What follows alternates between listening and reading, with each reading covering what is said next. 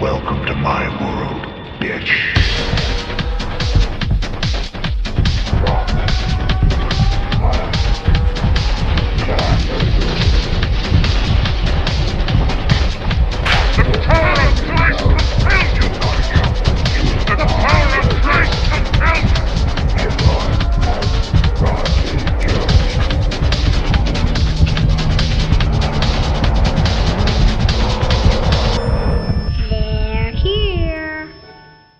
Welcome to the 172nd episode of the Supernatural Occurrence Studies podcast. So paranormal. My name is Jason Knight, host of the show, and with me, as always, is... Oscar, I couldn't think of an adjective. Spectre.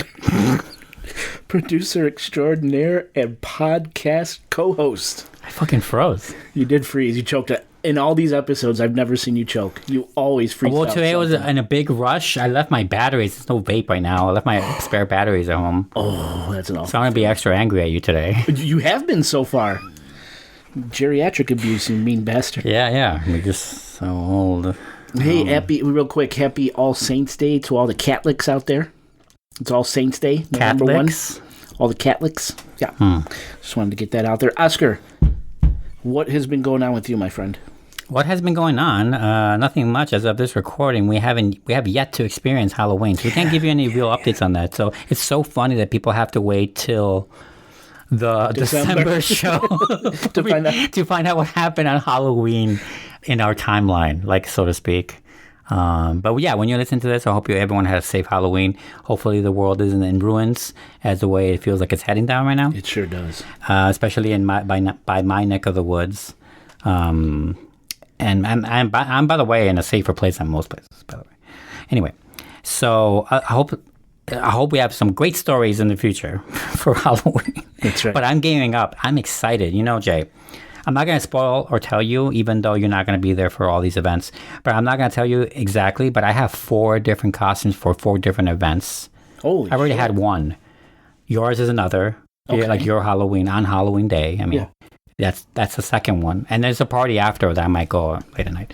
Anyway. After my house? After your house. Bro. I might do it. Depends how much fun I'm having with you. We'll see. No pressure, by the way. Wow. No pressure, I said. I really have to perform now. I said no pressure. See, you're putting pressure. Depending on how much fun I'm having doing the opposite of what I just said. Oh, my God. Impossible to shop for.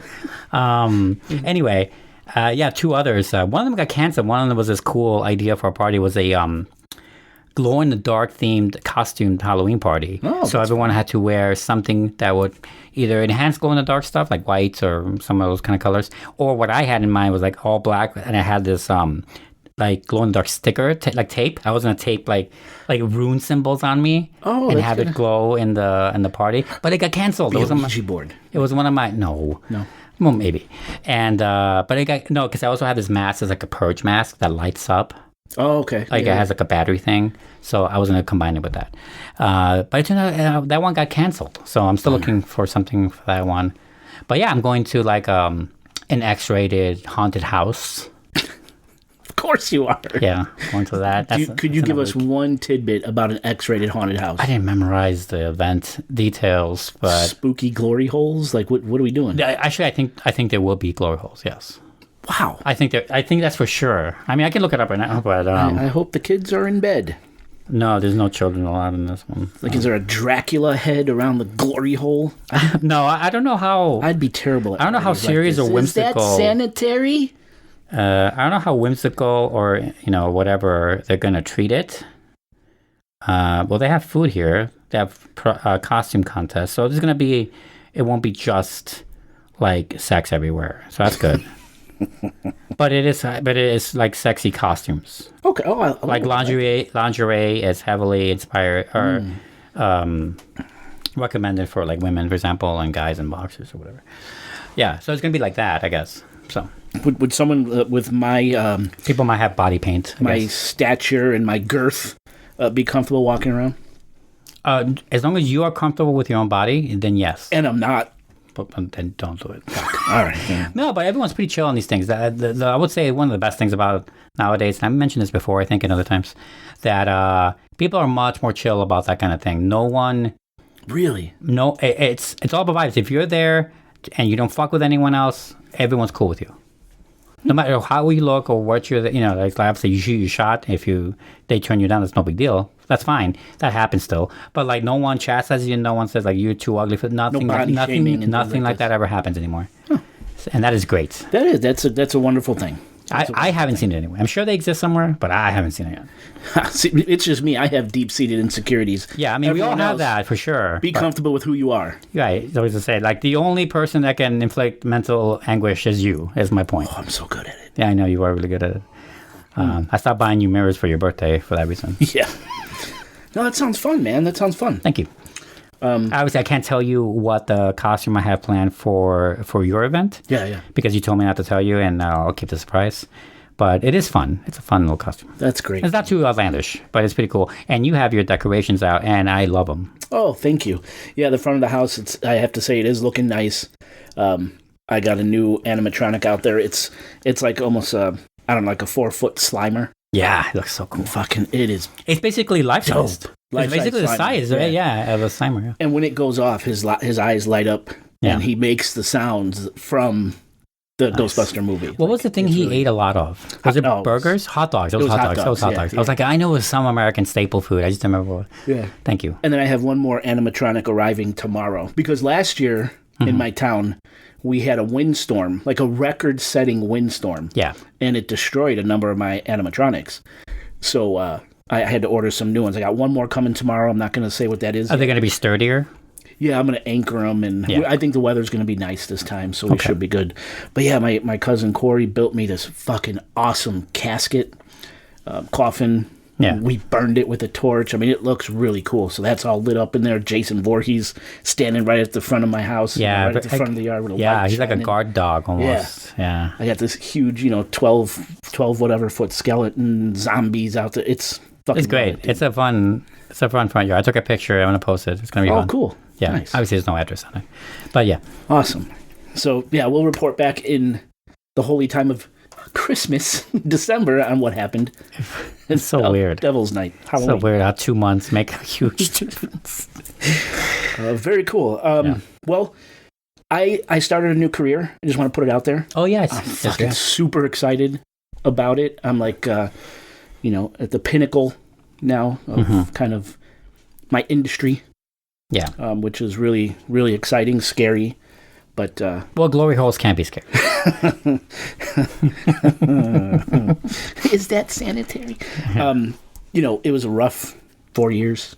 Really bad. Yeah. But now there's sun on the horizon, sailing off into better things. I'm really excited about that, so I just wanted to mention that. Yeah. Congrats. Other than that, it is late October. Yes. It's almost 75 degrees in this fucking house. I need to turn on the air conditioner, but it's too loud with the mics. Yeah. So we have to get going with this episode because my family's dying. Yes. And I said, no, I'm not turning on the AC because the we're mics recording. That's right. pick it up. But who would have thought in late December I'm going to jack up the fucking AC? Late October, you mean? What did I say? You said December. Sorry, could you edit that out? Nope. Yeah, late October. It's just unheard of. It's unheard of. Yeah, you're right.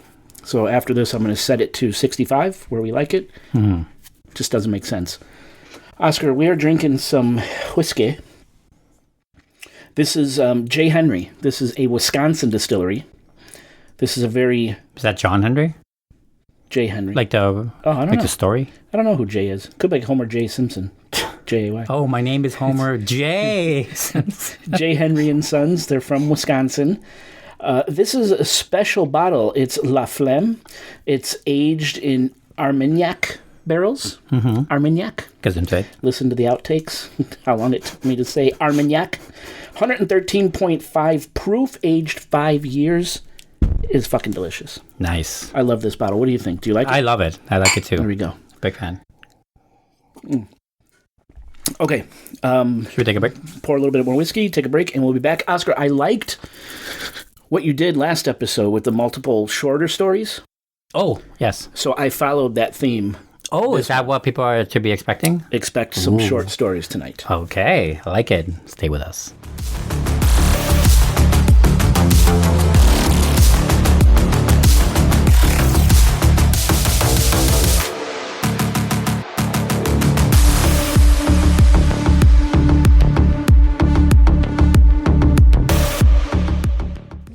Listeners, welcome back to the show. Well, the lights are turned down low, the ceremonial candle is lit, and the Armagnac is flowing. My God. Let's start this show. So, like I said, I brought to the table this evening 3 stories. 3 shorter stories.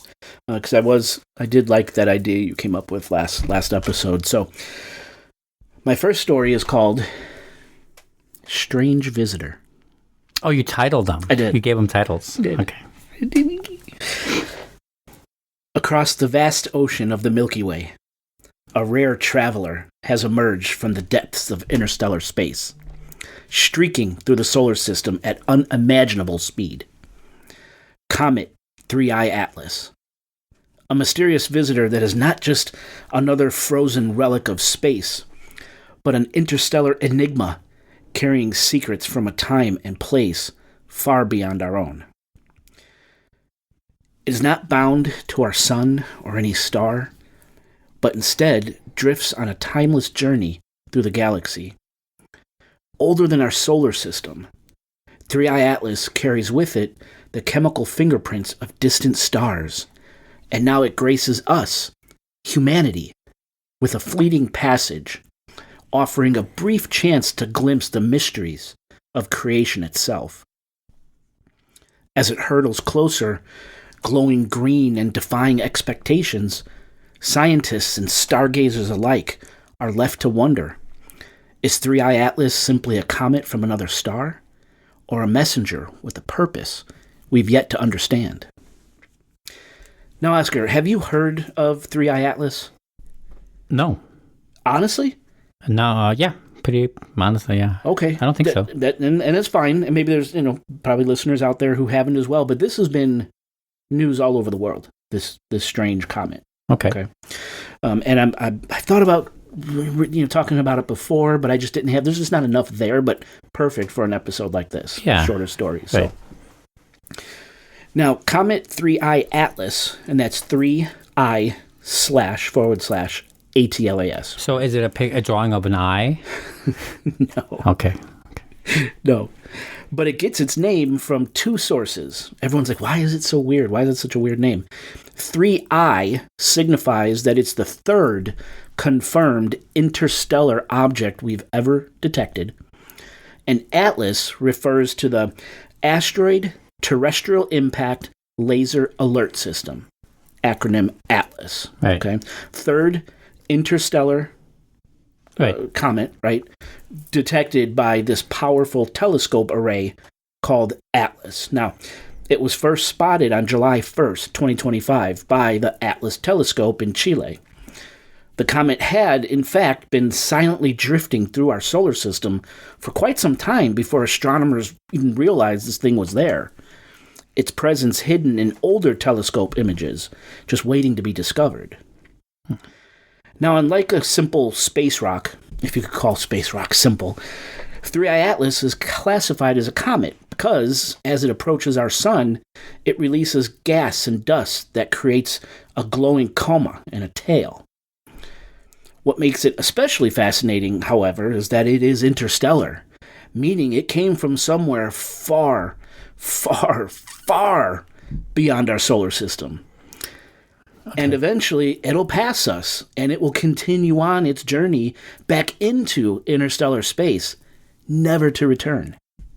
So there's no worry about this comet being, sucked onto the gravity wells of some other thing in our galaxy, in our solar system? We don't know.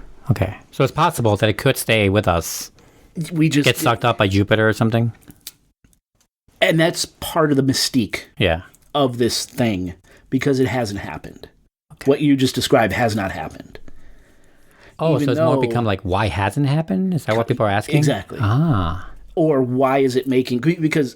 And I'm giving away a little bit here. I'm sorry. No, it's okay. It's okay. I didn't know that was part of the mystery. I wouldn't have asked. It's okay.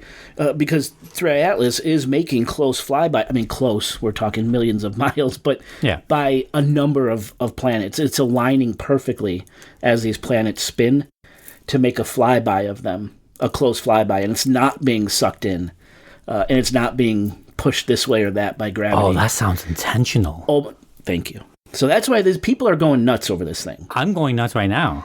Just wait. This gets crazier. Okay. So, now, in case you didn't know, it's been in the news and everything, but Comet 3I Atlas made a close flyby to Mars on October 3rd, 2025. Well, what's cool about this flyby is that we have space-based cameras at the ready, which will hopefully be able to take the clearest photographs ever of this mysterious object. There's the Mars Reconnaissance Orbiter, launched by NASA, and the Mars Express, and the ExoMars Trace Gas Orbiter. Both of those were launched by the European Space Agency, or ESA. And in fact, the ESA's ExoMars Trace Gas Orbiter did capture images of 3I Atlas on October 3rd. And what's immediately striking is that there is no tail. It's a comet. There should be a tail, but there isn't. And this fact drives scientists nuts. Now, the ESA quietly released the photos taken by ExoMars, and there's a link in the show notes where you can see these photos in action. So you see kind of this thing flying. Okay. There's no tail.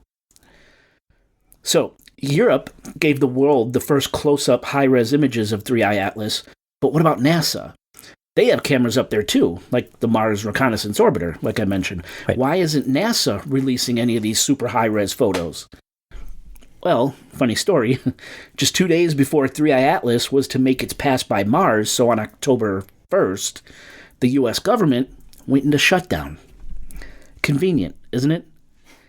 Now, NASA's classified as non-essential, meaning their scientists, they're not in the office right now. Their out-of-the-office message is on. You mean as it's passing by the nearest planet to us? Yeah, I mean, you're getting it. You're picking up what I'm putting down. Yeah. So, therefore, publicly, NASA isn't analyzing new data on 3I Atlas, and no new images are being released by NASA. Total blackout. No updates, no statements, nothing. Now, of course, one could argue that it's almost as if someone wanted to make sure the public couldn't see what was really happening out there with 3I Atlas. But I'm getting ahead of myself with conspiracy theory. There's a lot of them. Yeah. We'll get into those a bit. But so now after Mars, 3I Atlas will make its closest pass to the sun on October 30th, 2025. So just 2 days before this episode's release on November 1, right? And it's going to skim just inside the orbit of Mars. Its nearest approach to Earth will come on Friday, December 19th, approximately, 2025, when it passes at a staggering distance of 167 million miles from our little blue rock here. Now, unfortunately, in a twist of cosmic irony, during this time, the comet will lie hidden on the far side of the sun, completely unobservable to us here on Earth. Really? And after that brief alignment, 3I Atlas will slip away forever, racing back into the silent void of interstellar space, disappearing into the darkness, and human eyes will never lay eyes on it again. That concept of never, it's never going to happen. We're never going to see it again. It's hard to put your mind around. You know what I mean? Yeah, I mean, you could make forever. Comparisons. It's like throwing a pebble in the ocean. You'll never see that pebble again. It's just as likely, just as for sure. Yeah. Right? Yeah. That's the same. That's right. Feels like that, guys. It does feel like that, and it's not a good feeling. I don't know why. Well, because you and I are fascinated by this, and we're fascinated along with this with answers, and we're just not. We're different, but we're not going to get them, and it bugs us, and it makes us want to punch people. Yeah. So I get it. I'm fucking angry. I have so many questions for the conspiratorial aspect of this, but we'll get there. Yeah, it gets fun. Okay, so we know where this comet will be on specific dates in the immediate future. Right. And we know where it's heading. But tracing where 3I Atlas originated is much more difficult. Scientists have attempted to reconstruct its path through orbital calculations, all this science shit. But the pull of gravity from countless stars makes it nearly impossible to identify its exact birthplace. Some studies suggest that it may have come from a part of the Milky Way known as the thick disk, this vast and ancient region that spans roughly 4,000 to 16,000 light years in thickness. The thick disk contains primarily older stars with lower metallicity than those in the thin disk. making it a unique stellar population. Okay. But now let me blow your mind a little bit here. So remember I said the thick disk is thought to be between 4,000 and 16,000 light years in thickness, right? Yeah, as you're saying blowing your mind in thickness, it's just too funny. I'm sorry. No, that's me. That's me being a buffoon. Just saying. So thick disk. Yeah. 4,000 to 16,000 light years thick, right? Mm-hmm. So 1 light year, just one, is... I gotta take a sip for this. 5,878,625,375,000 miles. That's a single light year.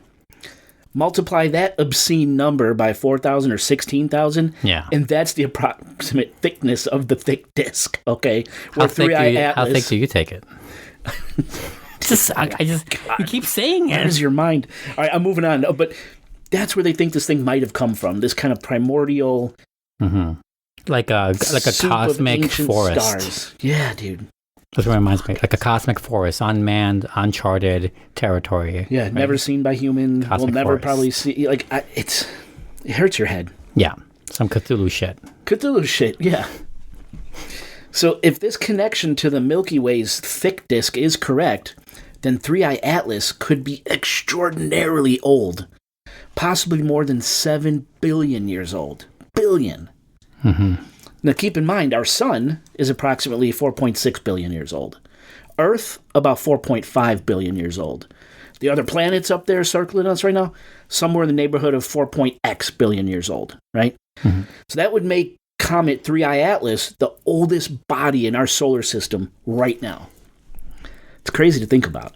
It's like when you see old people in the mall in the morning. Oh, they're so cute. Right, but they're old. It's like a different generation. Like, what are you doing here? Get out of here. You don't belong. You don't belong here. Can't be shopping at the Spencer's. This is our universe. Get out of here. You can't be at the Spencer's. That's what it feels like. This old thing comes to our neighborhood. Awesome. Right? Exactly. Yeah. Yeah. I love that. Yeah. So, but just imagine what this thing has seen, where it's been, and what it's picked up along the way.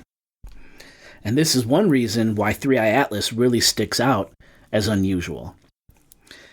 Because 3I Atlas comes from outside our solar system, it carries materials and chemical signatures from an entirely different star system. That makes it scientifically valuable, as it offers our astronomers this rare opportunity to compare how comets in our solar system formed versus comets that originated elsewhere, in another. Right. Yeah. It's a great. It's like having how do you call it? In scientific terms, I like this a lot, and I had this thought too. Yeah. Is that it's like when you have when you study something. Let's say if you study one animal in your region, and then you find out that this animal is there's the same animal in opposite side of the world. Your need for wanting to study that animal and seeing how the difference of that animal 20,000 miles away, whatever, lives, grows up, biologically speaking, how it acts, and the need for that is too great because you want to know if there are differences, right? And what those differences are, and how do you calculate them? Yeah, it's like having a whole different other sample to go out of. It enhances what we know of now by a lot, I imagine. It must be just really scientifically rich. So, God, yeah. I can feel it already. God, yeah. It's so rich. Yeah. How many movies have there been where the people tried to harness a rock like this because of the unique metal signatures on it that they could harvest and use for other applications? It's worth billions of dollars, Yeah. Could be the same thing here in real life. Yeah. It's crazy. It's up there right now. Especially over there. Now, another reason 3I Atlas stands out is its potential size. Some estimates suggested it might be one of the largest interstellar objects ever detected, with a mass of over 33 billion tons. Now, to kind of put that in somewhat of a perspective, thank you. 33 billion tons is slightly greater than the annual accumulation of all human-made materials on Earth. This includes concrete, asphalt, plastic, and anything manufactured. Trash, too, would be farts, a fallout of manufacturing. So, yeah. Now, the size of the comet's nucleus, it's the icy core, the solid icy core of the comet. That size remains uncertain, but Hubble Space Telescope images and observations suggest that it could be up to 3.5 miles across. That's bigger than Manhattan. Yeah. That's huge. Yeah, if that were to hit us, we'd be dead. Well, matter of fact, they're comparing it in size to what wiped out the dinosaurs. Yeah, I was going to say, it must be like a life, like it's a world. Earthender. Yeah. Thank you, yeah. Earthender. Yeah. You're right. Its speed also adds to its extraordinarily strange nature. As this thing races through the solar system, 3I Atlas travels at nearly 130,000 miles per hour, making it one of the fastest interstellar comets ever observed, emphasizing just how unusual and remarkable this visitor from beyond truly is. And to give a little perspective on that speed, if you were cruising, Oscar, at 130,000 miles per hour, you could travel from New York to LA in just a minute and 20 seconds. Nice. To put it another way, if you blink, 3I Atlas just traveled 30 miles in that instant. Nice. To put it simply, by the time you realize 3I Atlas is there, it's already gone. It's gone. Even stranger, and I kind of touched on this briefly a few minutes ago, 3I Atlas's tail behaves in unexpected ways. Now, normally, a comet's tail points away from the sun because solar wind pushes gas and dust outward. Mm-hmm. However, in the case of 3I Atlas, parts of his tail, when it was observable, have appeared to curve towards the sun, leaving scientists just baffled. And like I said, in the most recent photos from ESA, European Space Agency, there's no tail at all. Very, very weird. Especially flying through space at 130,000 miles an hour, this comet should have a long, beautiful, observable tail. But it doesn't. Why? Its chemical composition is also really strange. The comet seems to be lacking certain carbon chain molecules, such as C2 or diatomic carbon, that are usually found in comets, yet in photos, 3I Atlas gives off this green glow, which is usually caused by those very carbon chain molecules that seem to be missing. So how is this thing glowing green? The comet's also shedding huge amounts of nickel with low amounts of iron. Again, something unusual when compared to other comets that originated in our solar system. It's like never seen before, kind of unusual. And of course, these chemical anomalies only deepen the mystery of what this thing is.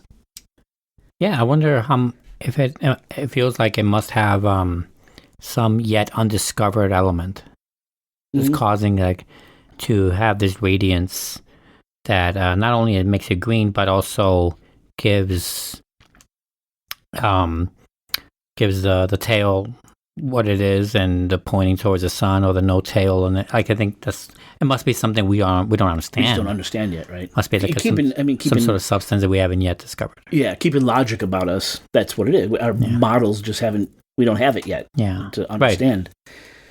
But other people are saying different things, and we'll talk about that. But I bet. Now, when compared to the other two interstellar objects ever recorded, because remember, this is 3I Atlas, there were two before it, that would be 1I Oumuamua and 2I Borisov. 3I Atlas stands out in interesting ways. The first known interstellar visitor, 1I Oumuamua, which was discovered in 2017, that one was highly unusual too. It had no visible comet tail, and it too moved in unexpected ways, sparking debate about its nature. The second, 2I Borisov, discovered in 2019, behaved more like a classic comet with gas and dust, similar to comets in our own solar system. 3I Atlas, though, appears to be much more massive than either of its predecessors, and it shows more extreme chemical oddities, like I mentioned. Right. While it behaves more like a comet than Oumuamua did, 3I Atlas's odd tail behavior, unusual chemistry, and massive size make it one of the most puzzling objects of its kind. Now, of course, as with many strange discoveries in space, 3I Atlas has inspired conspiracy theories and incredibly bold speculations. Some have suggested that it could be an alien spacecraft or a probe, perhaps with, artificial features or even an intentional orbital path that brings it near planets like Mars, Venus, and Jupiter, almost like it's passing these planets to observe them. Others have wondered whether its unusual glow or tail behavior could point to a technological origin, with the comet acting as some sort of kind of like a reconnaissance object or on a reconnaissance mission. And while these ideas are intriguing, they're not widely accepted by the scientific community, of course. Most astronomers argue that the observed features can likely be explained by some natural processes. We just don't fully understand it, like you said. Right. Still, some scientists, most notably this really cool guy named Avi Loeb, he's a Harvard professor, former chair of Harvard's Department of Astronomy, and head of the Galileo Project, an initiative launched in 2021 to search for extraterrestrial intelligence. Avi Loeb has been very vocal about the possibility that 3I Atlas might not be entirely natural. Loeb and other academics point to several anomalies. There's the comet's brightness, which seems to come not only from sunlight refracting off its dust and gas, but possibly from the nucleus itself, like it's its own light source. Its orbital path, which passes close to several planets, what Loeb described as an incredibly precise path, a fine-tuned path, in other words, a path that's much more than mere coincidence. And unlike many comets, Loeb says 3I Atlas shows very little non-gravitational acceleration, which might suggest an unusually massive nucleus or some other unknown factor, like a propulsion system. I was going to say like an engine or something. Yes. Yeah.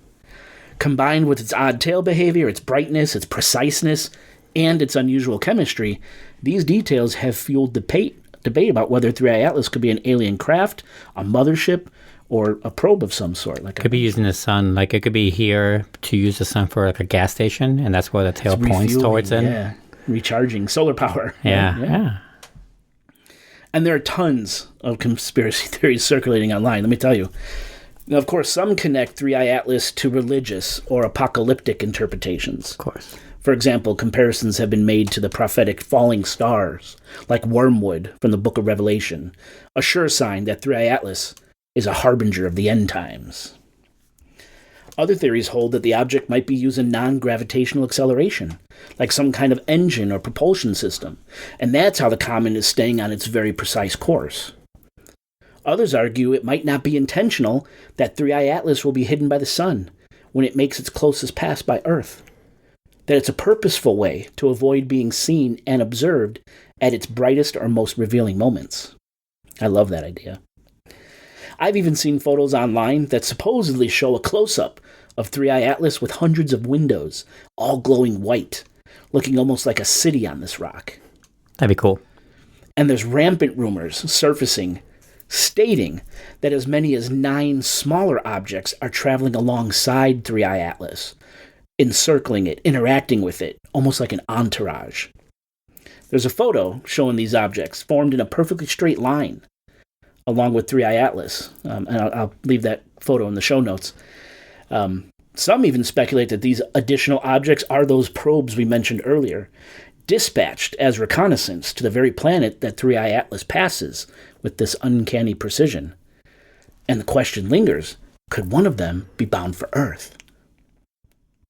And as if all this isn't enough, on September 30th, so 3 days before 3I Atlas made its pass by Mars on October 3rd, more than 800 top U.S. military leaders from around the world were gathered for a last-minute meeting at Marine Corps Base Quantico, officially to sit for a meeting with Defense Secretary Pete Hegseth, where he publicly and unapologetically condemned military DEI initiatives, woke military culture, fat generals and admirals, and the overall weakening of the U.S. military. I know this.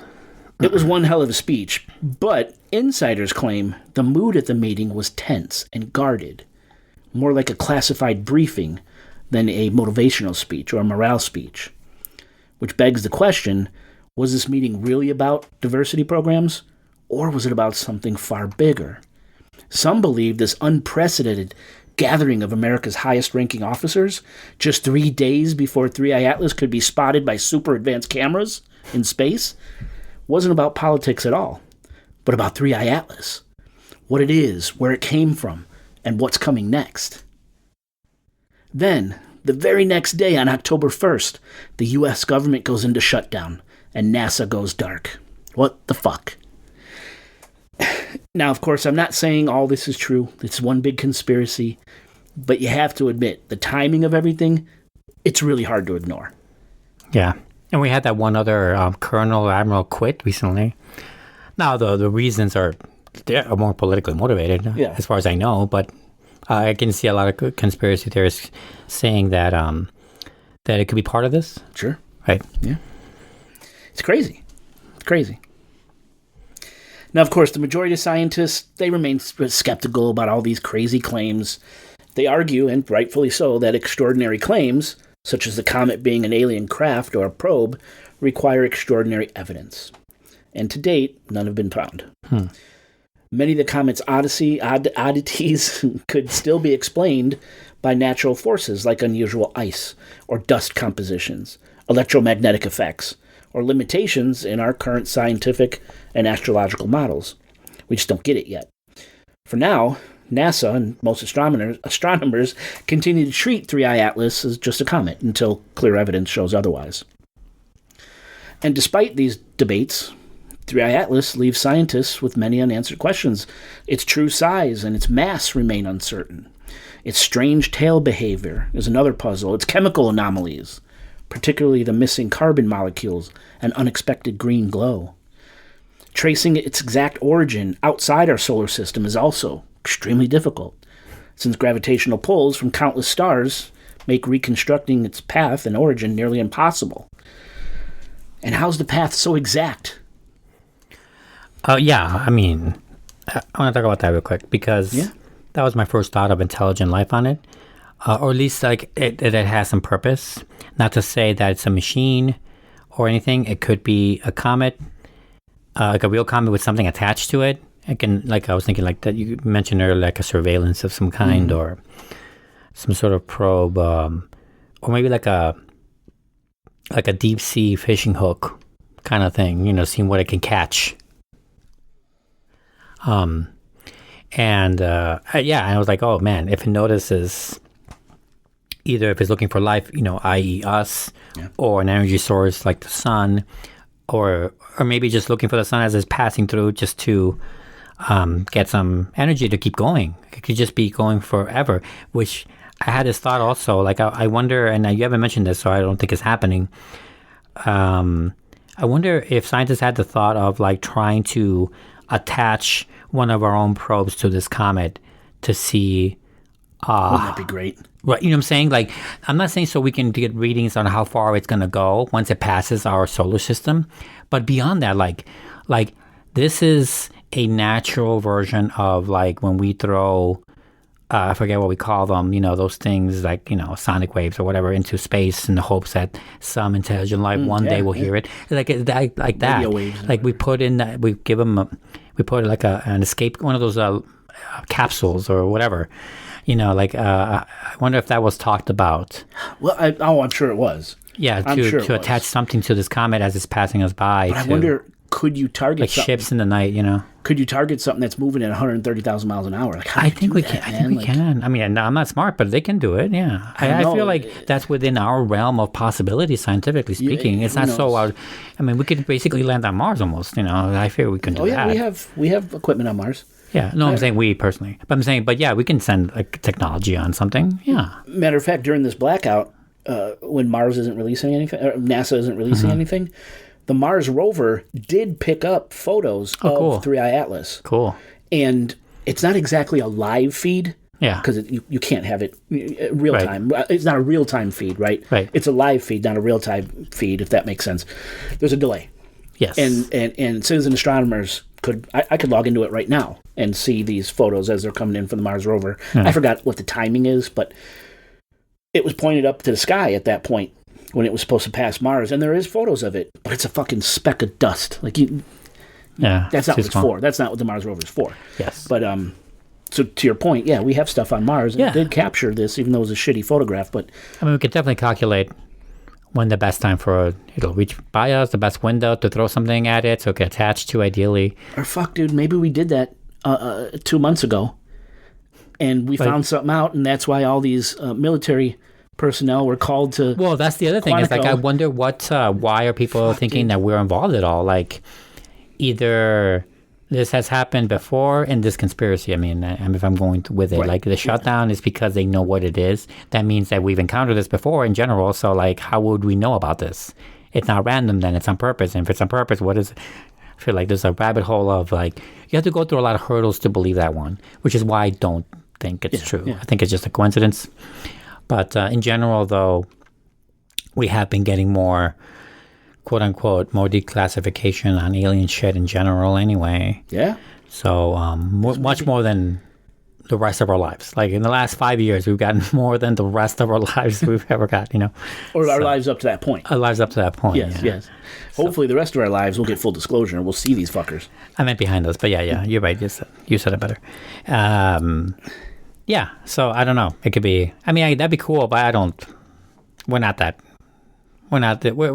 all that organized. Right? Yeah. We're not. Hate to say it, but you're right. It's a cool movie, but it's not a reality. Well, what we do know is that the one thing we know is that 3i Atlas won't stay. Mm-hmm. It'll pass near our sun, then continue its journey back out into interstellar space, never to return. We hope instruments will be able to photograph it as it makes its journey through our solar system. But our window to study 3i Atlas is painfully short. Future telescopes and instruments, especially those that can analyze infrared and ultraviolet light, may be able to provide new insights into its chemistry and structure, but we just don't know yet. Some scientists even speculate that interstellar objects like 3i Atlas could play a role in planet formation, acting as seeds for new solar systems by providing building blocks in those protoplanetary disks. Maybe something like this seeded our own solar system. Who's to say? In the end, 3i Atlas... It's like not spores? Just, what's that? Like spores? Yeah, exactly. Mm-hmm. It seeds universes. But, in the end, 3i Atlas, it's not just another visitor from deep space. It challenges our understanding of comets, interstellar travel, and even the possibility of artificial origins, aliens. Whether natural or not, it offers a rare and fleeting glimpse into the wider galaxy beyond our sun. Soon, Comet 3i Atlas will leave us with nothing but unanswered questions and speculative wonder. Was it a silent messenger from an ancient star system, or something artificially crafted with a purpose? As it fades in the darkness between the stars, one truth remains. We may never know what secrets it carried, or if it was watching us as closely as we were watching it. Or, think of it this way, sometime between now, when you're listening to this, and mid-December, we may finally know if we're alone in the universe or not. And I, for one, am ready. Me too. 3i Atlas, the strange visitor. Dude, how many scientists are pissed off, especially on this occasion with this specific 3i Atlas comet? How many of them are pissed off today that were like, if we just stuck to like focusing on space stuff, we would have way more technology to deal with this thing right now. Like, how many of them lament the fact that a lot of our exploration of space has been stifled over the last 40, 50 years or whatever, Yeah, probably, yeah. Like, how many of them regret, like, if we just continued on that progress, we would have... Why are we going to the ocean? We would have caught this fucking thing. We could have caught it. There is, it's funny, there is, have you seen that show For All Mankind? Oh, I love that show, man. Remember, there's a whole... Joel Kleinman, yeah. There's a whole thing with the comet. They're trying to grab a comet, right? Because it's worth trillions and trillions of dollars. And that's a future where they continued space travel to be able to do that. That's right. That was cool. It kind of feels like this. But love that show. When's it coming back? There is another season. I don't know when. Thank God. It's a great show. For All Mankind listeners, Apple TV. Mm-hmm. So I hope you liked that story, listeners. I hope you liked the 3i Atlas story. I have another one. Obviously, I have 3. This one's dark, dude. This one's dark. It's still questionable. Okay. There's a lot of proof for it. There's a lot of arguments that this is real. Okay. Have you ever seen the movie The Hostel series? Unfortunately, yeah. The Hostel franchise. I loved like the first two. I thought they were great. I like the second one. I hated the first one. Did you There's really? only two. I thought there were three. No. No?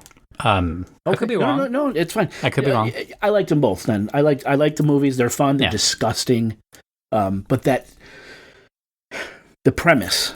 The premise is cool. Right? What is the premise? The premise is that, and this is becoming much more clear, like it feels like more true nowadays, with the Epstein files, things like that, is that rich people get so rich and bored that in this premise, what country are they in? So Romania or Ukraine or Bosnia, something like they that. always say Bratislava. Oh, it's a made-up thing. I don't know, and maybe I should have known that before. But it's like some Eastern European country with very like lax laws. They adorned this like tradition where rich people can come for a service for a hefty fee and shit.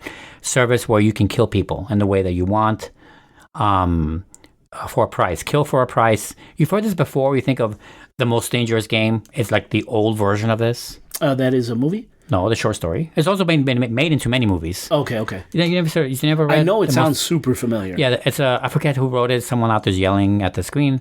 There's not TV, into the mics. The Most Dangerous Game is about this guy who shipwrecks on an island. And this guy owns this island. This rich guy owns an island. He has like a butler. And his favorite thing to do is hunted all animals on Earth, lions, gazelles. The ultimate animal. The ultimate animal is man. So every time someone shipwrecks to his island, he uses that as an excuse to hunt them down. Wow. And he tells them in advance, I'm going to hunt you, run. And that's the Most Dangerous Game. And that's what he gets his rocks off. That's how he gets fun. Yeah. And that's what this is. Like Hostel is an evolutionary movie version of that. Absolutely. Yeah. The way you described it, yes, that's exactly right. So you have a story like that? Right. The idea that... Because that's not fun. This is not fun. No. That is not fun, Oscar. You are correct. The idea that they are so rich, right, and you're so bored or whatever, that you only want something that cash could buy, that money could buy. Yeah. That's what you want. You're chasing that dragon, something that I can only get with money. And now we have trillionaires, so yes. You have what? I'm sorry? We're getting trillionaires now. Yeah. So... on that note of Hostel and The Most Dangerous Game. I feel like I'm going to be so mad when I hear this story, Jerry. Well, let's hope. Let's hope that this isn't real. Okay. I call this one Human Hunting Parties. HHP? Sorry. Get your jokes out now, because it gets... Double HP? It's kind of dark. Sorry, okay. Human Hunting Parties. So... back in the early 90s, now go ahead and start inserting your jokes here, Oscar. I'll wait. You were like 40, right? We're talking between like 92 and 96 for this story, okay? 95, I graduated from high school. 91, I graduated from grammar school. So we're talking about the Bosnian War. 92 to 95, some people say 96. And I remember this as a kid.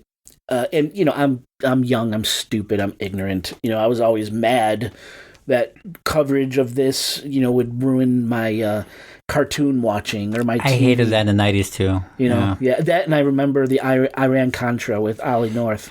Oh, the Reagan thing. Yeah. I would always get so fucking pissed because it would ruin X-Men or Mighty Mouse or something. Yeah, it would take over my cartoons. Yeah.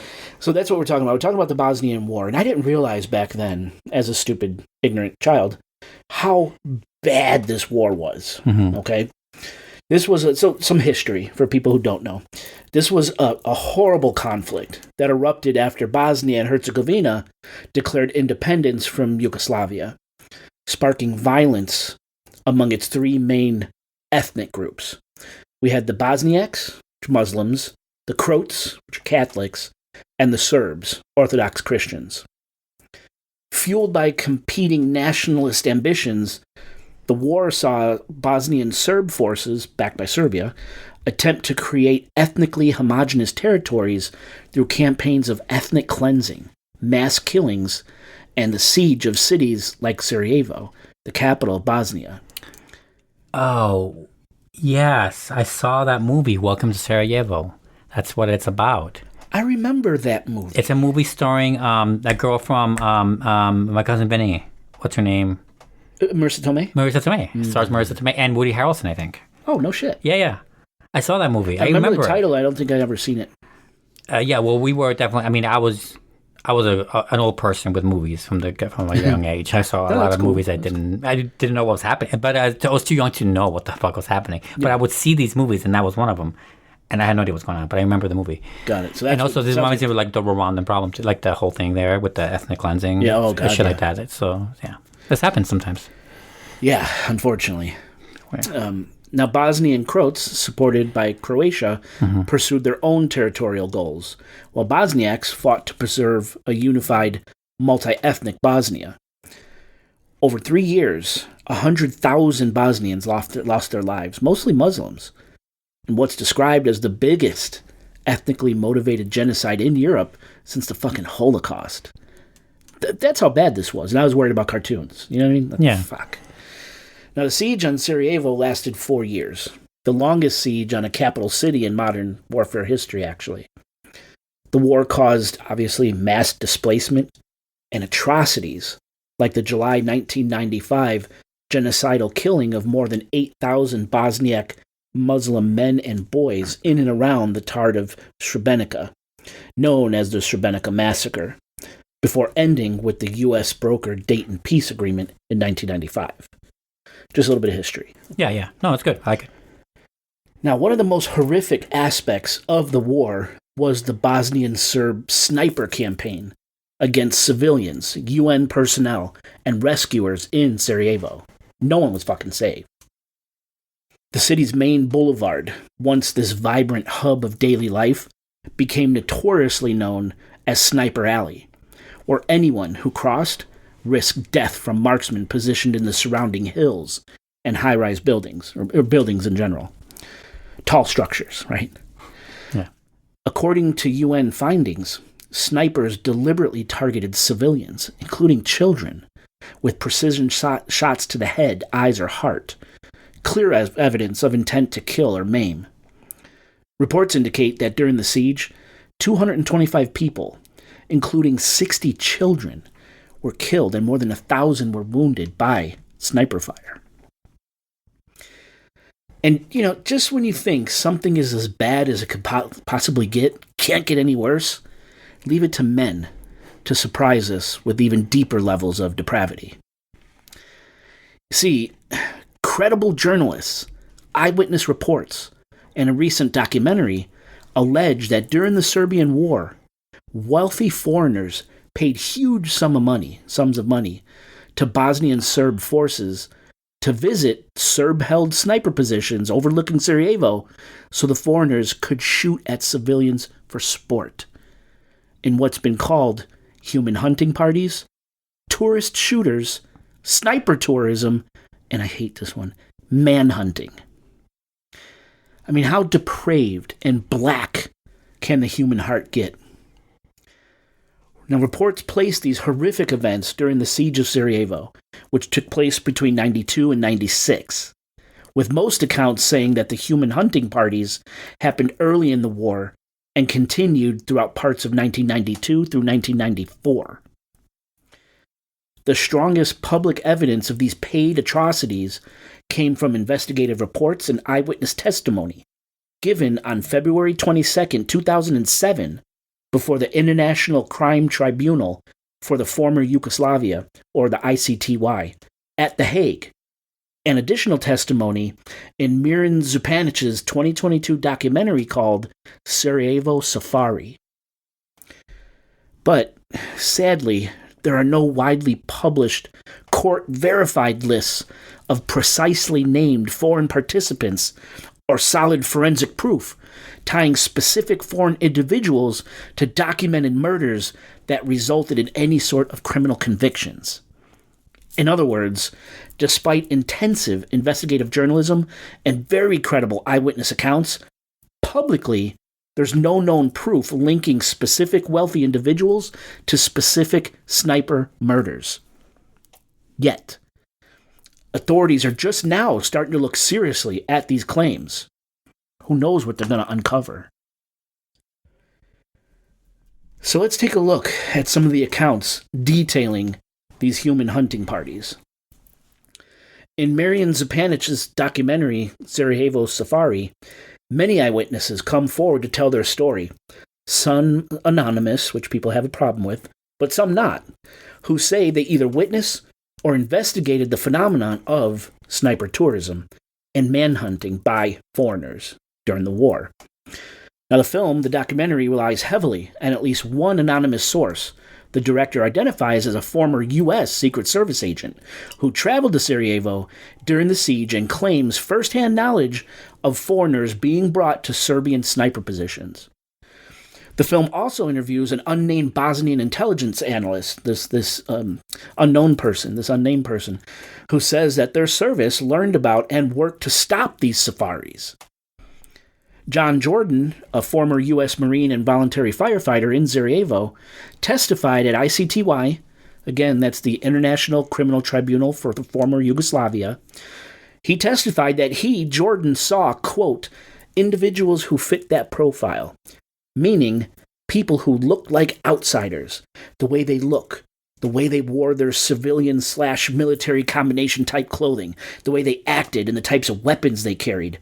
Namely, massive guns, not sidearms or rifles, but more like guns used to hunt large wild boar in the Black Forest, guns not fit for urban combat. All these traits combined screamed outsider.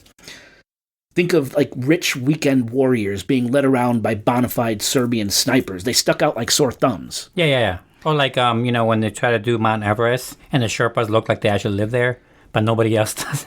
All the white guys are, right? Yeah. Like that. Yeah, I also think it like, if you go to like a biker rally or something, you could pick out the weekend warrior Harley riders. 100%. From the 1%ers. I mean, they stick out like fuck. So that's what... Like the recently retired guy. Exactly. Or whatever. Exactly.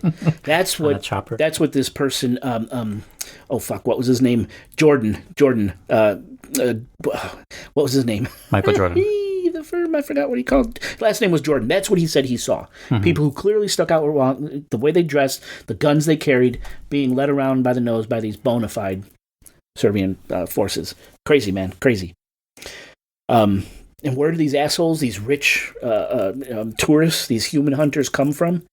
Believe it or not, Italians are most often mentioned, with claims that 3 Italians admitted during a Serbian POW interrogation to have paid for access to sniper positions, and that a circle of wealthy Italians, particularly from the Trivenito region by Venice and Verona, traveled to the front fighting lines in Sarajevo. Why would they do that? Russians are also repeatedly cited as taking part in these safaris, with reports suggesting that Russian millionaires paid large sums of money for the chance to shoot civilians.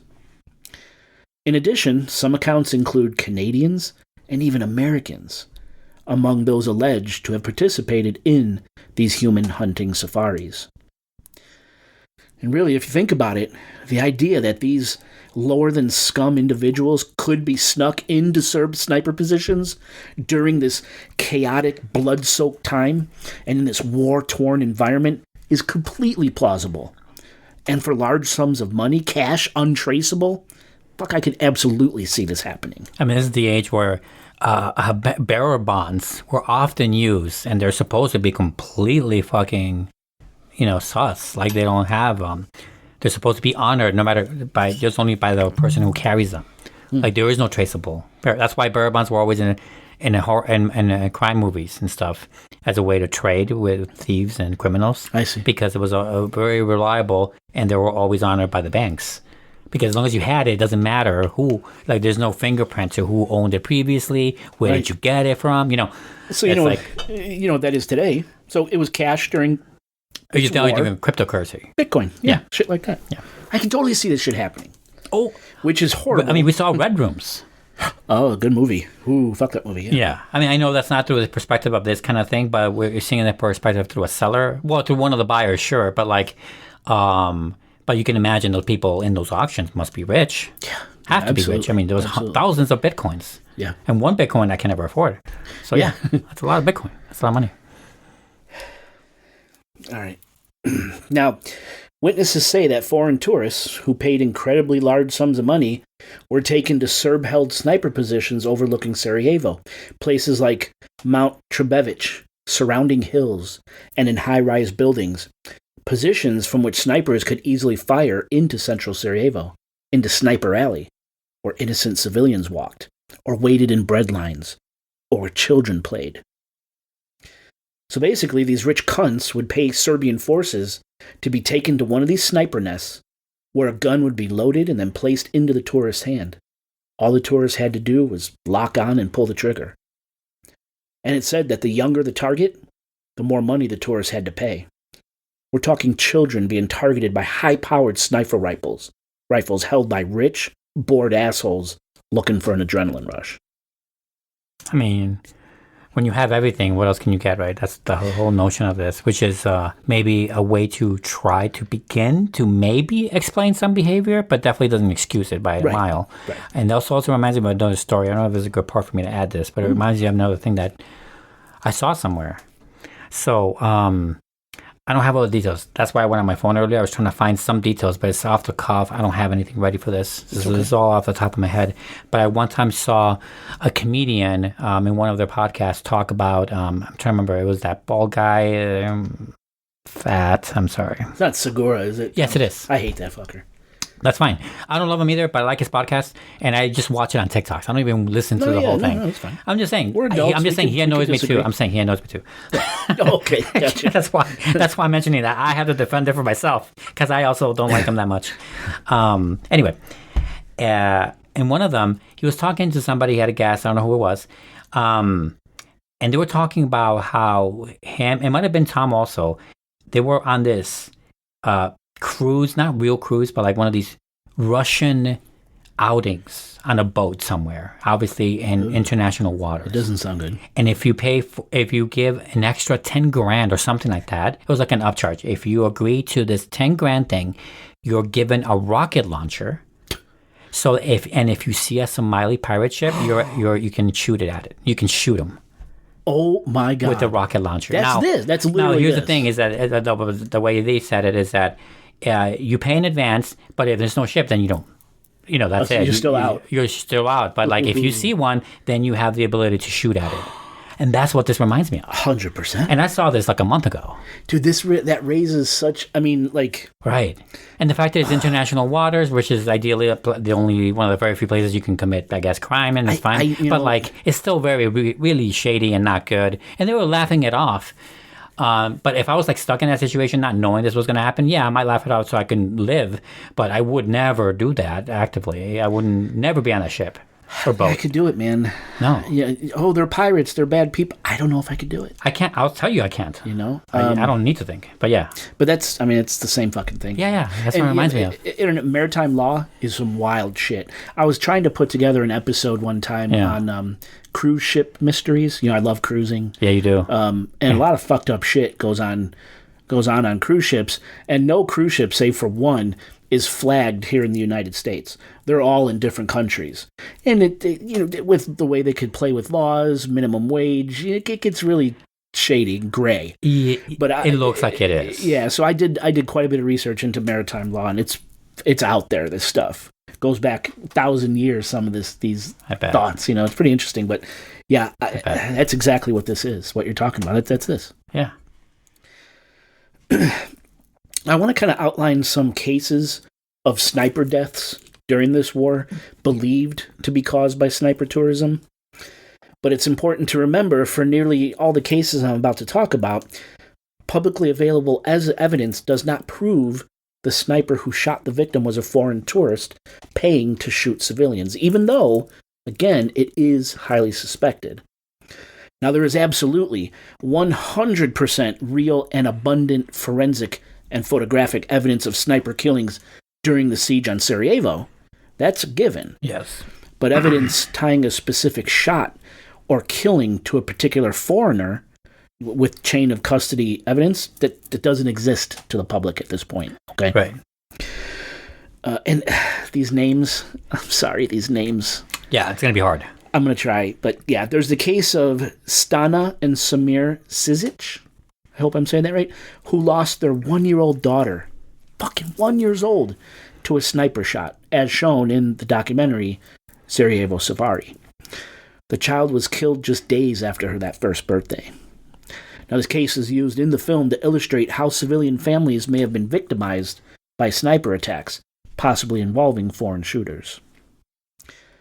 On May 3rd, 1995, during a ceasefire, Amel Hadzic, age 16, an older brother of Desmil Hadzic, was killed by a single bullet fired from a Serb sniper nest, which was sitting on a cliff overlooking Sarajevo, Bosnia, and Herzegovina.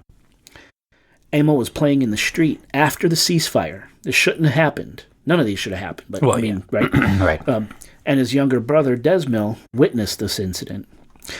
Now, while this is a documented example of a child victim from sniper fire, it's not been proven beyond doubt to be part of sniper tourism, but it is suspected. In early August 1992, a bus carrying 50 orphans was shot at by snipers while leaving Sarajevo along that sniper alley route. 2 infants died from sniper fire. Now, this tragic event demonstrates the dangers civilians, including young children, babies, face during this siege, though there is no public evidence that a tourist shooter was involved. But again, suspected. Now, among more widely known adult civilian victims of snipers, Admira Ismic and Bosko Brkic, both in their mid-20s and known as the Romeo and Juliet of Sarajevo, were killed on May 19, 1993, while attempting to cross the Verbanja Bridge. Their deaths are often cited in media and memorials as emblematic of civilian suffering under sniper fire. However, no credible source links their deaths to sniper tourism. Another well-known victim is Gabriele Moreno Locatelli, an Italian pacifist student who was killed by a Serb sniper on October 3, 1993. Though he is a foreign national, public sources do not establish that his death resulted from paid tourist sniper, but it is suspected.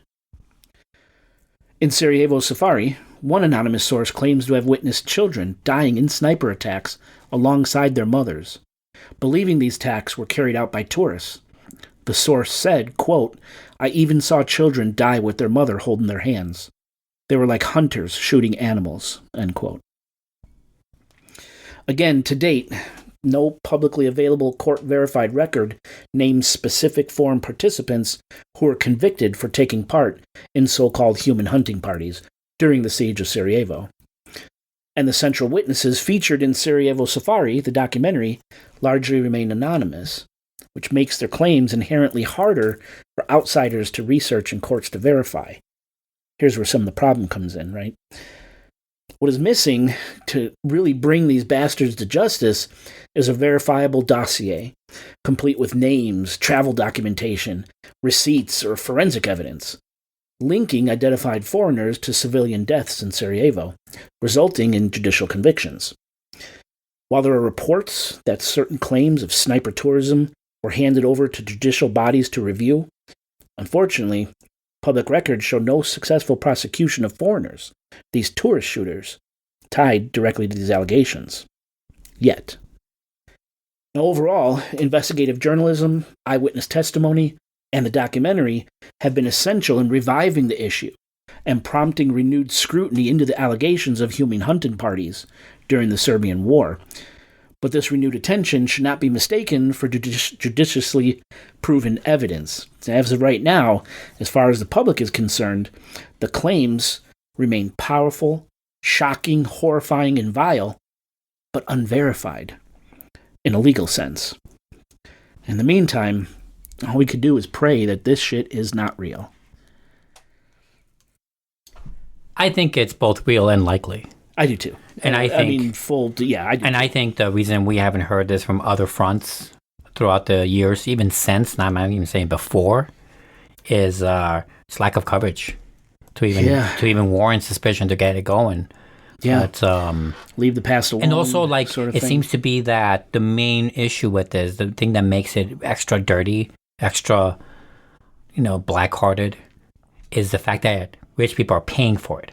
Like, it's like a service. Right. That's what makes it extra. But in general, this happens a bunch. For example, like you hear about, during our, not our, although I am American, I should say our, during our, occupation and taking down the Native Americans in the Wild West era, we put our young people to train in front by shooting them to the front line, to train to learn how to shoot. Not they weren't paid for it, sure, but like it feels like the differences are minute here in grotesquerie. The same amount of people die no matter what, and that sucks. And that's what I really should be mad about. But the fact that rich people are paying for it because they're bored, it just makes it extra worse. It's like Squid Game. Yeah. Yeah. Right. There's another example. Yeah. Which also feels likely. Ooh, man. There's a lot of islands that no one's allowed to get on. By the way, can I just say that there are a lot of half the islands you're not allowed to get on because that's how many islands there are. You think like, oh man, come on. There are so many little islands that no one even knows. Yeah, and who knows what goes on there? Yeah, you don't know. Yeah, it's driving me nuts.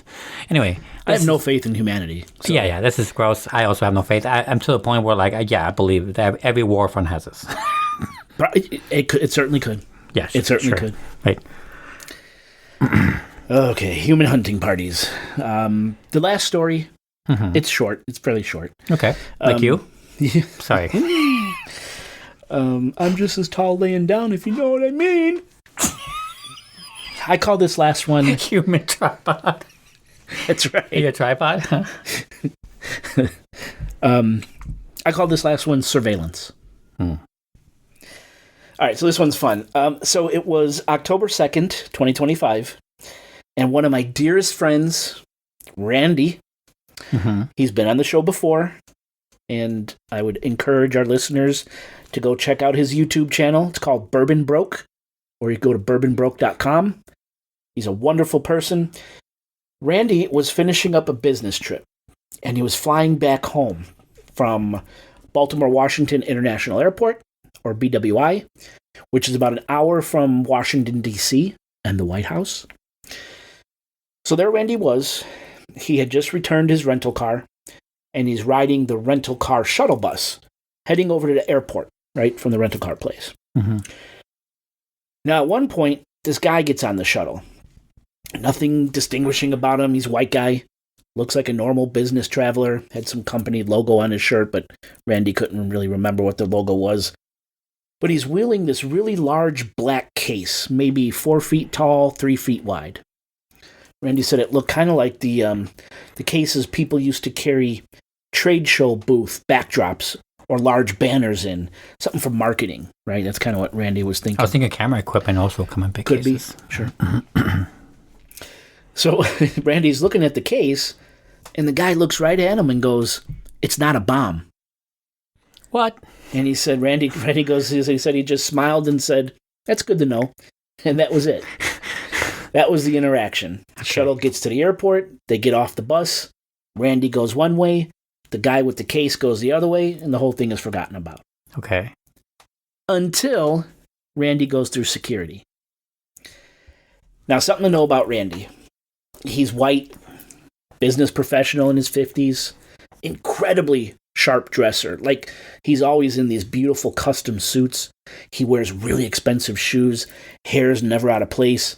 Kind, courteous, friendly. He'll do anything for you. Like a gentleman. Complete, right? And he's coming home from a business trip, so he's dressed to the nines. Right. Guaranteed. I didn't even have to ask the question, because that's just Randy, right? And he's been traveling for business for decades, and he's been TSA pre-check for many, many years. 0 alarm bells with this guy, right? So he gets to security, and when he goes through, the metal detector goes off. He's like, "What the fuck?" Now, mind you, he told me that in literally hundreds of flights he's taken over the years, this rarely happens to him. Like, he can count on one hand how many times this has happened over the decades, okay? Right. So the alarm goes off, and he asks the TSA agent, do you want me to go back through again? And they say, no, go through the other one. And the guy's pointing to the big detector, the one where you stand with your hands above your head. Yes. And then a thing circles around you. So Randy goes to the big one, and of course he passes. But TSA they motioned him out and said he needed to be patted down. And while they were getting someone to do the pat down, they told him, do not move, do not reach for anything. pretty serious shit, right? So someone comes over. He asks Randy to extend his arms straight out, and he proceeds to give this thorough pat down. And of course, they find nothing. And then Randy was free to go on his merry way. Now, in all his years of flying, hundreds of flights for business and pleasure, he's never once been patted down. Never. Okay. So what happened here? Why am I bringing up this little story on this particular show? Could you guess what I think happened here, Oscar? So my first thought, this is what I think happened, mind you, is that residue from that shuttle got on him, and the detectors detected something that the guy that was on the shuttle with him with the big black case was actually carrying. And they detected on him like a whiff, and that's what the extra screening was for. Interesting. All right. Okay. That was my thing. So, right, it has to do with the guy in the shuttle. I assume. The guy who got onto the shuttle, right? The one with that large black case. What did he say to Randy? That's not a bomb. He directly said to him, it's not a bomb. Right. He used the word bomb. Everyone knows you do not say bomb on a plane or in an airport. Saying that shit post 9/11, just begging for an ass whipping in jail time, right? So now did Randy get tagged because this random guy said bomb to him? Think about it. On that very day. Oh, you're saying like his phone or something. Phone, something around or in the air. This serves, in certain ways, it serves Washington, D.C. It's an hour from the Capitol, from the White House. What year is this again? Now, this is October 2nd. So, well, we remember the whole, what's that guy, the whistleblower? Snowden. Yeah. That was part of the thing he described of like people would like they would hear certain key words that they would look for. Bomb was one of them. Absolutely. Every time you say like if I say bomb, someone got flagged right now. So I'm giving someone their job. Yeah. So Oscar making sure they have a job. He held up his phone and said bomb into his phone. Right. While he's talking. Bombity McBombson. Right. Like, yeah. And so I see what you're going for. Right. Okay, that makes sense. Exactly. But so again, think about it. On that very day, that someone says bomb to Randy, which never happened before, right? That that's pretty interaction unusual. has never happened, It's right? an unusual reaction. Yeah, interaction. Randy, who's flown hundreds of times without incident and zero pat downs, the day someone says bomb directly to him, that's the day he gets singled out for a pat down with the whole do not move or reach for anything bit, right? That's way too coincidental. And again, the airport, an hour away from the nation's capital, an hour away from the White House. Mm-hmm. From the president. They were being surveilled. That's what I think happened. So you think the intensity and the real-time version of that surveillance is hard? It's more laser focused around the Capitol than let's say here, right? Would that or have in happened? Timbuktu? Right. Would that have happened in O'Hare? Right. Would that have happened in Michigan, where he's from? Right. Right. But it wasn't first an airport. It's outside of D.C. Yeah. You know, there's senators who are probably from many, you know, from those states. 100%. Baltimore is like a drive away. You through don't that airport, fly through the airport. You know, the president's not going through this airport, but other constituents and senators 100%. and things. Absolutely. So again, way too coincidental. It's near the Capitol. It's near the White House. They're being surveilled. Something picked up on that interaction. The word bomb. You know, I've never been in that area before. I've never been to D.C. in my life. I was years ago. Couldn't even tell you how it feels. But I would bet my life. I would bet my life that that's what it was. Huh. They were being listened to. Now, and of course, I asked the question, but Randy, he has no idea if something happened to the other guy, the case guy, the black case guy. Mm-hmm. We just don't know. But I'm curious. I would give my life to know if something happened to that guy. Yeah, that's the way his gate. That's the way to close circuit this, right? To see if he. Right. That's the way to. Yeah, that's the only way to find out. That'll give us a lot of leeway as to the surveillance. Yeah. Capabilities. I went too exotic with my thinking. No, I mean, I think that's a good. I think it's a good guess too. Yeah. Maybe there was some cross contamination, or I was thinking like a movie. I wasn't thinking like reality. But still, good thought. Thank you. Yeah. Fucking laptop went out. Sorry. Finish your last sentence. Funny. Finish your last sentence. The laptop It's just dies. too funny. Yeah. It died right after you finished your last story. It's because I said bomb. It just shut off my laptop, bro. That's true. It's PC also. Mac doesn't give a shit if you say bomb around. Dude, what if that was it? We both just said that bomb would be, probably that would like 100 fucked times. Up. Yeah, well, then my laptop. here's shuts 100 off. more, buddy. But how it's just it's one of those things again. It's so coincidental that it can't be a coincidence. Yes. You know? No, I know what you're saying, and I like the hunting. I buy it 100%. Even easier than the hunting. 100%, because we've already been proven of this. We just don't know if this specific incident is associated with it, but we've seen it time and time again being used, usually almost always exclusively for targeted ads to make people more money. Sure, but why not this? It's like it's not even the next step. It's right next to each other. Yeah. You can have it both ways. You can make money and surveil. Oh, God. Like the one is not exclusive to the other. Yeah. So, yes, I 100% buy it. You touched on something that's great. I bet you every single listener hearing this right now has experienced holding a conversation with a friend. 100%. And then jumped on Facebook or Instagram, TikTok, and it serves them up the ad of what they're And look how much we're used to. We don't even complain about it anymore. We complained about it when it first came out. We complained about it. It's just like 17 tragedies ago. Yeah, right. It's like 75 discoveries ago that we can't wrap our heads around. Yeah. So, like, why not? Another notch. Yeah, I totally buy it. Fun, right? No. Fun story. No, it's not fun. I mean, actually, I don't know why, but this last story pissed me off. He's like, human hunting parties, I buy it. Yeah. Surveillance, fuck you. Fuck you. Yeah, 100%. No, yeah. I'm glad we could end on a laugh. Well, that's why you invite me over. Dude. So I like this shorter story. I don't know runtime how short this was, but I don't know either. Yeah, I mean, compared to our usual script, this was like I think it's about the same. 14 length. pages. The last show turned out to be roughly the same length as our regular shows. Normal show. Okay, cool. So we'll see. Well, I hope you like the stories, listeners. I hope you like the stories. Could I say Happy Halloween? I mean, in our timeline, Halloween hasn't happened yet. In this timeline, I can say Happy Halloween. Hope you all have had a happy Halloween, and wish for us to have one too. Happy All Saints Day. Happy Thanksgiving too, right? Because next time we come back, Thanksgiving will be done. Oh, dude, yeah. Happy Thanksgiving, listeners. Yes. Go get, what is it, tryptophan? Put you to sleep. Is that? It's the chemical in the turkey that knocks your ass out. I use a hammer. So, oh, God. Surveillance just picked up. Yeah. I was going... Glory hole. Dude. He did that into his phone. Glory hole into his phone. Oh, God, I can't with you. I think I'm getting drunk. I haven't drank all week. A week. 2 weeks, I think. I haven't drank. You're drinking. I know. I think it's getting to me because I'm like, I haven't drank. I just realized I haven't drank anything in like weeks. Alcohol, I mean. Wow. Yeah. Oscar. It's rare.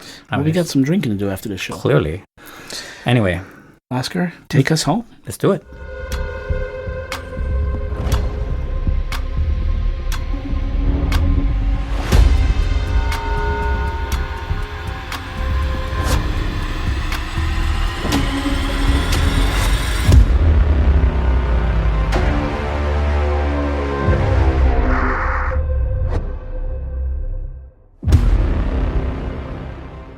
Yeah. Oh, what the fuck, bro? I don't need a fucking metronome, son. All right, can you say a few things? Just to... Armagnac.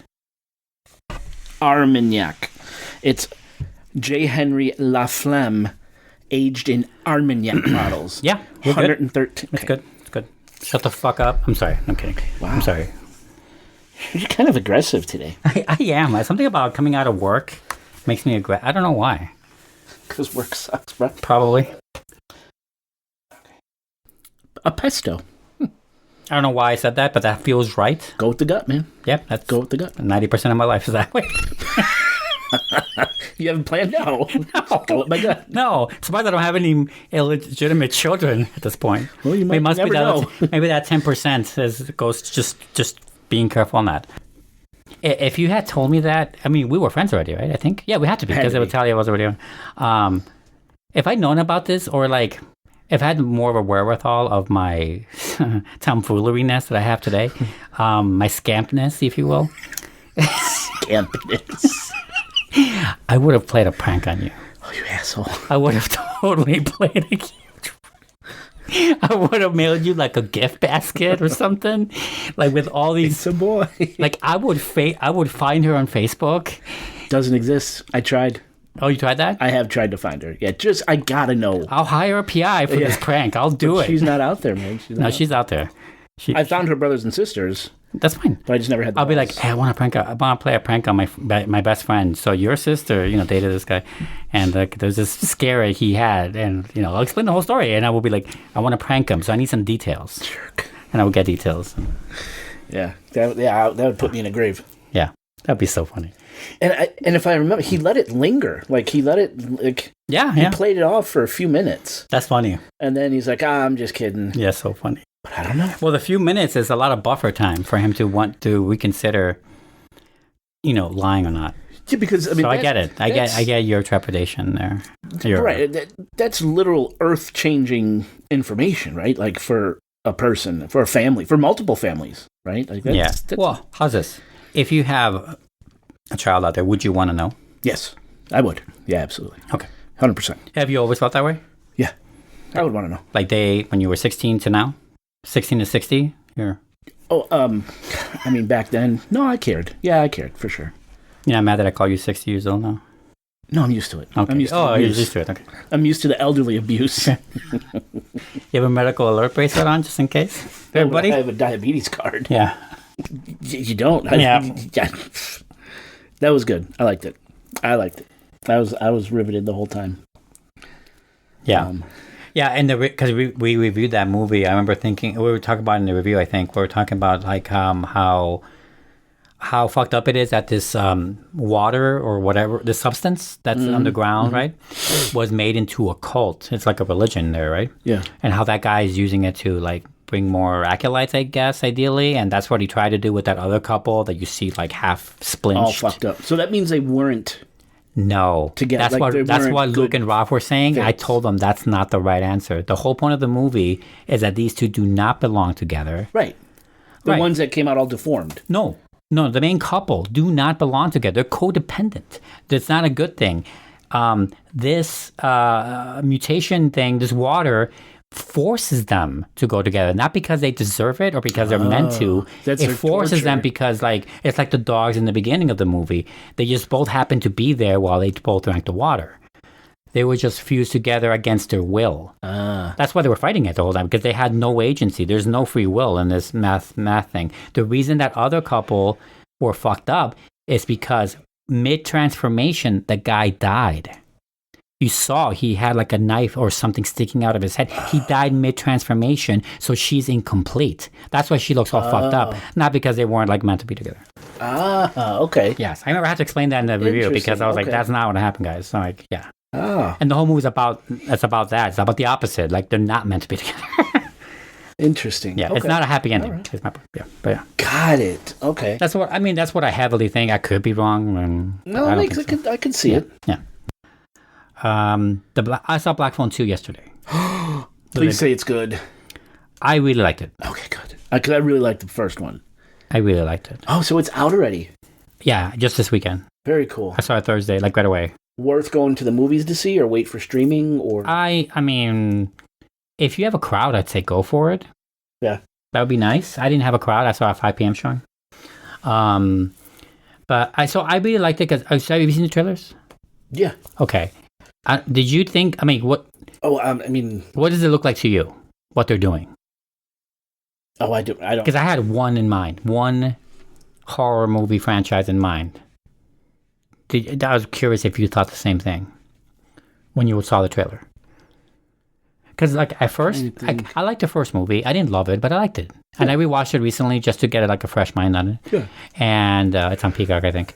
I saw it, and I was like, okay, this movie's a little better than I didn't mention. So I saw it. So when I saw the trailer for the second one, I wasn't excited to see it because I was like, I figured the first one ended it. I don't see why we need a sequel. And then I saw the trailer. I'm like, oh, they're doing their own version of Nightmare on Elm Street. You think? That was the first thought. Oh, wow. I thought you would get that first thought also. No, I guess not. Because he's like dead, haunting the kid and his sister, who are like both supernaturally inclined anyway. Yeah. And because they can see and hear more than regular people. And like he's gonna fuck with them in their dreams. He literally says something about that in their dreams. And there's a scene where the little girl in her bed gets hurt and she is getting hurt in the real life. I'm like, they're doing Freddy Krueger. Yeah. But like with a slightly spin on it. That's my first thought. I was like, I thought you would have the same thought, but yeah. I'm okay with that. I'm good with that. So I was like, oh, that's what got me excited to see it. So they did a good job. Yes, I liked it a lot. It's fun. Yeah, I want to see it. All right. On that note. Mm-hmm. Okay, so countdown in 17, 16, 15, 14, 13, 12, 11, 10. Okay. Go ahead if you're going to get a sip. Okay, cool. You like that shit, don't you? Mm-hmm. No, that's a good one. That's what he said. 5, 4, 3, 2.